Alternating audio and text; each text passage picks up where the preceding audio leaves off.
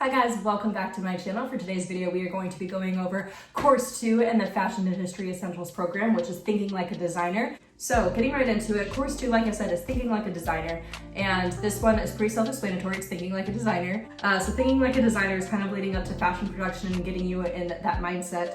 So I have here better notes than the last video for Course 1, and I had 6 assignments for this course. So first one was collection inspiration, and this is like word for word the assignments that I had to do. Assignment 1, Thinking Like a Designer, is collection inspiration. Set a timer for 5 minutes, quickly gather items that speak to you and place them on a table. Manipulate the items and move them around. When timer sounds, spend 5 minutes writing down 5 or 6 keywords that occur to you and one idea for a creative piece to write, make, sing, design, etc. And second assignment is collection design. Return to notes for your inspiration explosion activity, which was the previous collection inspiration photo. Design a purse, bag, satchel, or other carrying item that is inspired by your explosion. Sketch or use your computer to create drawing of your bag, including colors and patterns along with closures and handles. Show the bag from front and back and in 3D if you can. So this one was kind of treacherous to me because I am not a great artist as far as drawing goes.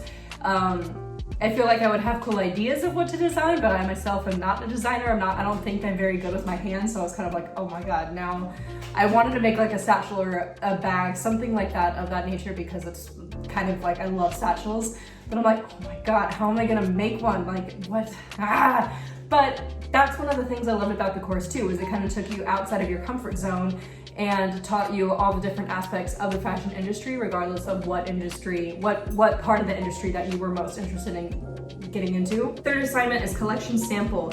Experiment with striping technique shown in above video. So you're gonna watch a video and then experiment with what they're talking about. And I remember this vaguely, and that was a very interesting experiment. Or try creating a print using a carved potato or sponge. The goal is to create a piece of printed fabric about 24 inches on each side. It was fun. You know, I was like buying these materials and doing things that I've never done before, so I definitely learned a lot from it, and that was kind of enjoyable. Assignment 4 is your inspiration. Select 2 or 3 objects from inspiration explosion and place them on neutral flat surface. Try to get 3 or 4 new perspectives from each object.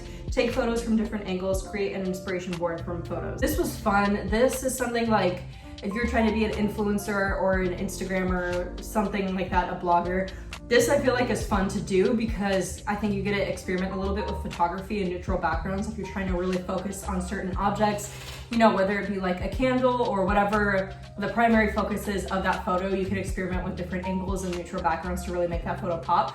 So I think that was really fun. I enjoyed that a lot because I'm always looking for ways to take better photos for Instagram and my blog and things like that, so I really liked that. Assignment 5 is your ideas. Look over inspiration photos and choose one to develop as a design idea. Design an accessory item based on the photo, then create that item from an unconventional material, example, a belt from rope and a padlock. Again, really thinking outside the box if you're gonna design something, which is so scary because I'm definitely not that kind of person that's been like designing or anything like that. So doing this for the first time in an unconventional way was a little scary, but again, you're just thinking in these completely original ways. Assignment number 6, your fashion design. Create a paper mock-up first. Tape together several sheets of newsprint or newspaper into a 1-yard rectangle. Recruit someone to act as the model and cut, tape, and drape the paper to shape it. Once you have a basic pattern, cut it into flat pieces that can create the 3-dimensional whole. For fabric version of blouse, get inexpensive muslin and correct width. Leave a seam allowance around edges to sew so it can overlap. You can tape pieces together with duct tape using straight or safety pins or hand or machine sewing. Make sure to be creative. But this was kind of cool too because there's several times, well not several, but a few times throughout the course that you have to go out to the fabric store and pick up different fabrics, which is kind of fun because I loved that side of it when I was little, when I thought I'd be able to be like a good designer, but it was fun to actually relive that and do that and pick up different fabrics and just see what kind of works and what doesn't, what sews easy, what doesn't. For this course too, there's a lot of hands-on work to be done.